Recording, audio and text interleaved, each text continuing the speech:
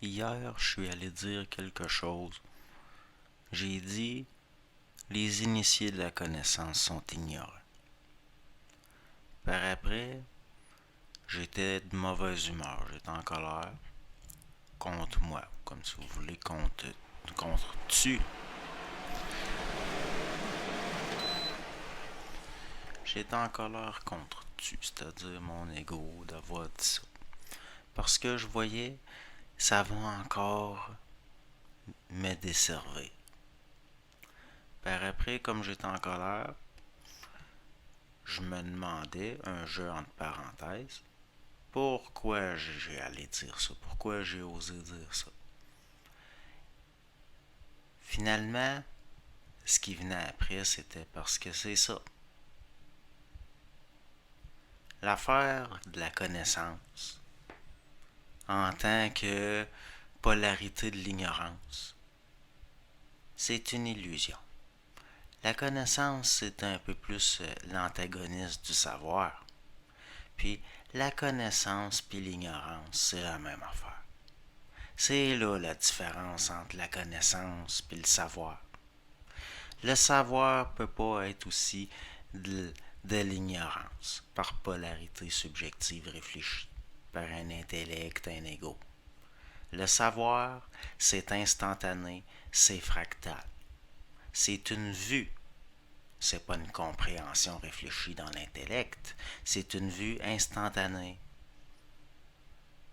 immédiate, au sens réellement, étymologiquement, c'est-à-dire sans médiation. C'est ça que ça veut dire immédiat. Immédiatement, c'est sans médiation. L'intellect, c'est une médiation. Ça n'a pas le choix d'aboutir à l'ignorance. L'ignorance peut juste exister dans la connaissance, mais elle ne peut pas exister dans le savoir, c'est impossible. Parce que c'est pas le même phénomène. Pas du tout. Les grandes le grand réel éternel, les grands aspects de ce réel-là, les réalités, les grandes réalités éternelles, on le dit comme c'est compris, ça peut être compris, vu instantanément, autant par un enfant, par un adulte, par un oiseau dans le buisson. Il y a des choses que on n'a pas besoin de connaître pour les savoir. Ça, c'est l'intelligence du système, si on peut dire. Le vrai, le vrai système, c'est-à-dire, si vous voulez, ce qu'on pourrait appeler, entre guillemets, entre parenthèses, l'intelligence universelle, l'intelligence de la systémique de l'universel. Là, c'est quoi au fond la connaissance, comme par exemple si on prend la philosophie, l'ésotérisme, certaines spéculations théoriques psychologique par rapport à la psychologie. Je vais vous le dire, c'est quoi toutes ces affaires-là? C'est de l'élitisme social. C'est ça que c'est.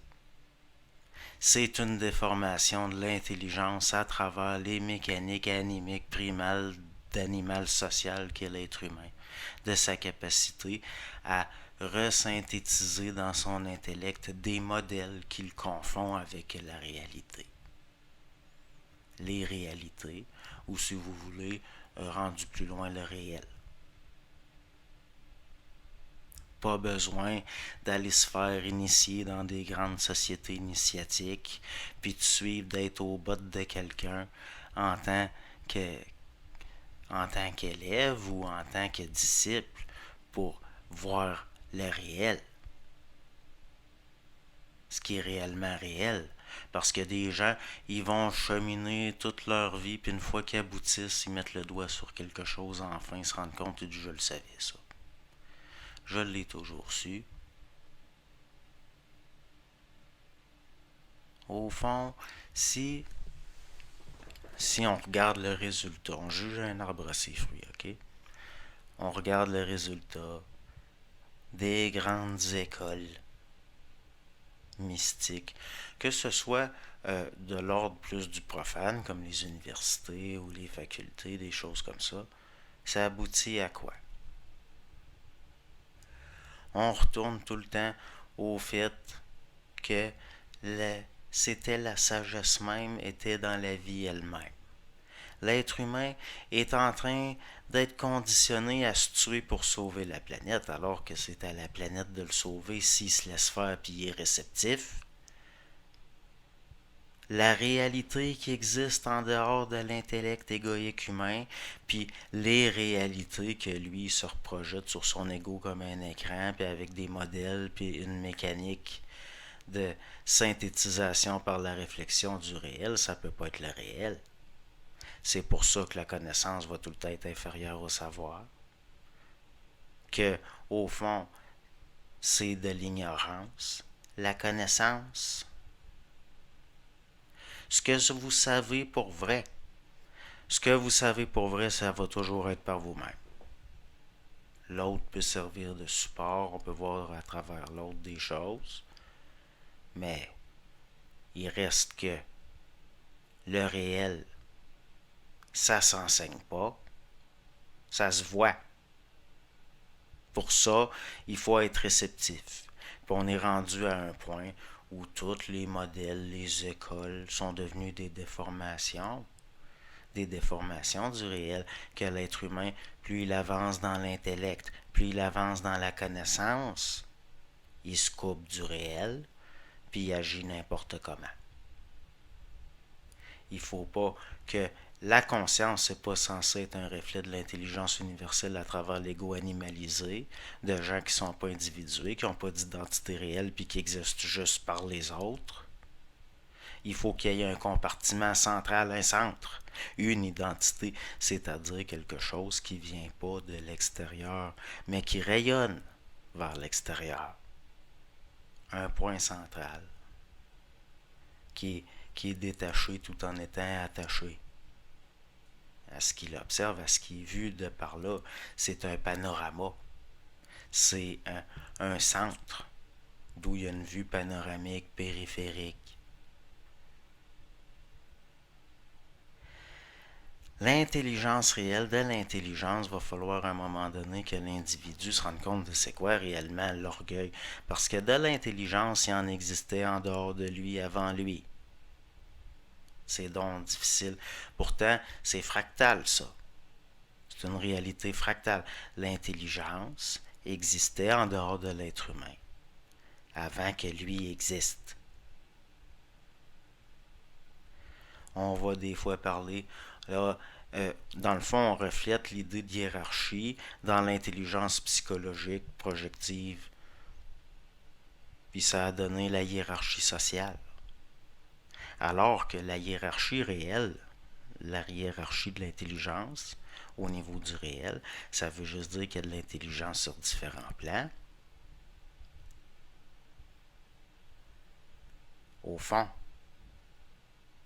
si vous êtes capable d'admettre qu'en tant qu'ego, vous n'êtes pas plus intelligent que l'intelligence qui vous précède, au fond, ça commence là. On regarde de haut les gens, lui c'est un catholique fondamentaliste, blablabla. Lui, c'est une autre affaire. Mais il reste que les gens qui sont tombés réellement dans ce qui est ce qu'on pourrait appeler le narcissisme luciférien de l'intelligence réfléchie, que ça, c'est ça l'orgueil. L'être humain, il réfléchit tellement qu'il est plus capable de percevoir qu'il y a de l'intelligence en dehors de lui, qui le précède. Puis, à cause de cet orgueil-là, de cette réflexion-là, il se coupe d'avec. C'est à ça que ça a servi la connaissance, les forts, toutes les différentes doctrines qu'on peut comparer comme aux différentes langues. Un peu comme la tour de Babel, l'être humain par orgueil se divise. C'est ça qui engendre des guerres. C'est ça qui engendre des drames. Mais la hiérarchie intelligente, dans l'intelligence en dehors de l'être humain, ça existe.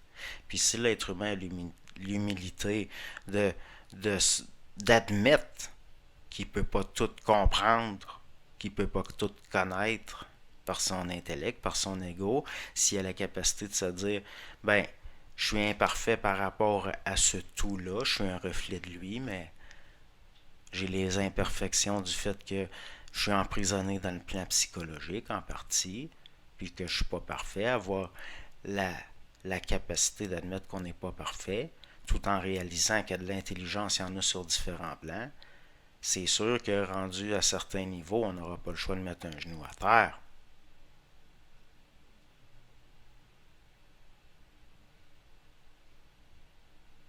Tout d'un coup, si on est capable d'admettre ça, qu'on n'est pas plus intelligent que l'intelligence en tant qu'ego, en tant qu'identité psychologique, on n'a pas le choix d'admettre que rendu à un certain niveau, on n'aura pas le choix de mettre les genoux à terre. Devant de l'intelligence réelle. Tout d'un coup, une fois qu'on le comprend comme ça, qu'on voit ce qu'il y a derrière les formes, ça devient tout d'un coup moins ridicule. Qu'il y ait des gens qui se mettent un genou à terre au moins quelques fois dans leur vie pour dire pardonne-moi Seigneur, je suis pas parfait. L'affaire, c'est pas nécessairement au sens théologique religieux comme on l'a vu par rapport à toutes les philosophies, les théologies, les théocraties au cours de l'histoire, mais tout simplement d'admettre que de l'intelligence plus grande que nous précède, puis de se rendre compte à quel point on est imparfait, de se rendre compte qu'il y a de la conscience, c'est-à-dire, si on peut dire, s'épurer un petit peu, se purifier un petit peu, c'est de voir les tâches. Se solidifier, c'est de voir les failles. Puis c'est par l'observation, l'humilité d'observer nos imperfections qu'on s'améliore. Ça, c'est pareil. C'est pareil sur tous les plans.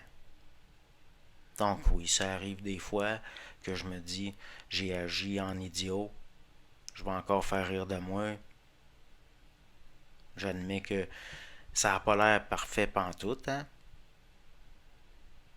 Mais par après, si on se pose des grandes questions, ben peut-être qu'il va venir des grandes réponses. Donc, c'est là que ça me dit, ben c'est pas si faux ce que tu as dit. Si tu te l'es laissé dire, c'est parce qu'il y a quelque chose en arrière. Si tu ne l'as pas vu tout de suite, c'est parce qu'il y a une raison.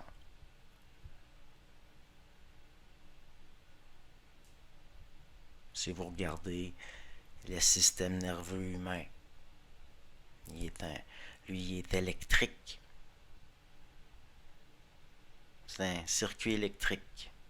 Vous regardez un arbre, c'est un peu comme un humain qui serait à l'envers. Il aurait la tête dans le sol, puis le corps qui pousse en dehors. Après, on regarde l'être humain, puis on dirait que son système nerveux, comme son système sanguin d'ailleurs, forme une sorte de végétal, d'arbre. Puis il semblerait que l'être humain, il existe lui aussi sur plusieurs plans. Vous avez un corps physique, vous avez un psychologique, vous avez un corps électrique, neuronal, puis donc si l'être humain il existe sur plusieurs plans, au fond c'est quoi l'électrique dans le système nerveux? C'est un peu comme du feu. C'est quoi au fond le buisson ardent?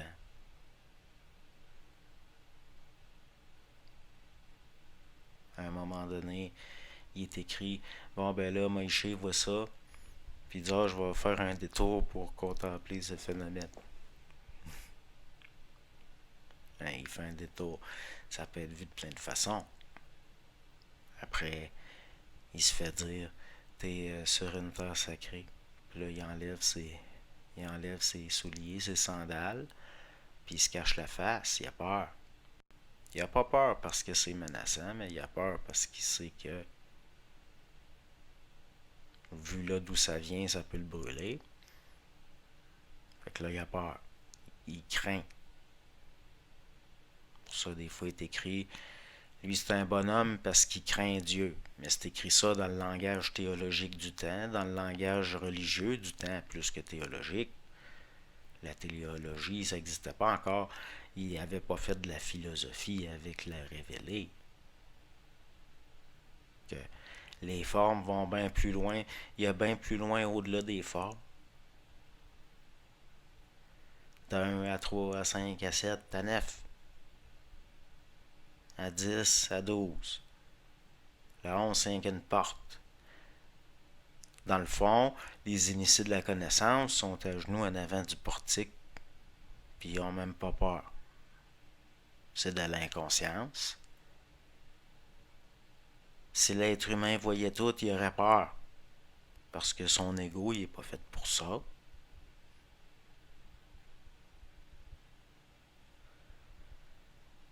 Ce qu'on sait, ça va tout le temps être par nous-mêmes. Ce qu'on connaît, ça, c'est par les autres. Mais on est un à la base. Puis il faut qu'il y ait un centre, un, puis ça l'émane. Pourquoi il y a différentes réalités? L'intellect humain, il est juste le reflet d'une mécanique de l'intelligence qui se reflète dans la matière. Donc, il y a un temps, il y a un espace, donc c'est réfléchi, il y a une linéarité. Bon, ça, c'est l'intellect. C'est mécanique, parce que ça se manifeste dans un espace-temps. Mais, de la conscience, c'est pas nécessairement temporel. Ça va au-delà de l'espace-temps psychomatériel de l'intellect qui réfléchit. Là, tout d'un coup, on peut vivre des états où on voit d'autres choses. Débrancher l'intellect un bout puis observer pareil. Il y a moyen de dormir puis d'être conscient. Vous êtes couché là, tu dors puis t'entends tout ce qui se passe, puis quand tu te réveilles, tu te souviens de tout. C'est des états différés, mais à un moment donné, est-ce qu'on va rester là à se casser la tête toute notre vie? Ce qu'on sait, on le sait, puis tout de suite, puis c'est toujours clair. Tout le reste, c'est de la manipulation. Dès que je me mets à me casser la tête, à me dire, bon, ben, l'affaire, c'est pas d'agir sans réfléchir, mais d'agir en voyant clair pour pas avoir besoin de réfléchir. Ça va bien plus vite. C'est pas jamais en s'adonnant à des simagrées, puis à des mondanités occultes, là, avec des traditions que je dirais que c'est du folklore social, au fond, que c'est construit au fil du temps. Mais ça n'a plus rapport avec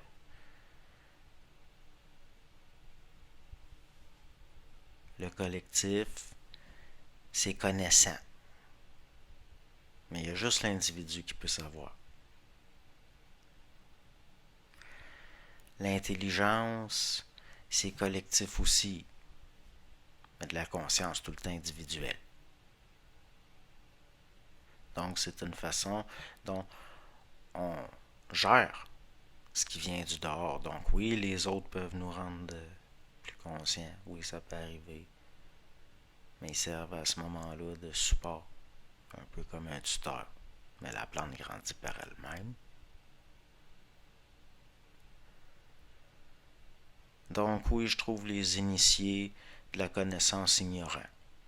Parce que s'ils regardaient ça d'un autre plan, s'ils regardaient réellement, occultement, puis ce qu'ils se regarderaient aller, ils trouveraient ça ridicule. Voyons donc. C'est quoi ces histoires-là de titres pompeux, de, de cérémonies théâtrales? Pensez-vous que la lumière peut passer à travers des rideaux de théâtre de même, épais comme ça? La lumière, vous l'avez déjà. C'est la pollution qu'il faut enlever, c'est tout le temps de même.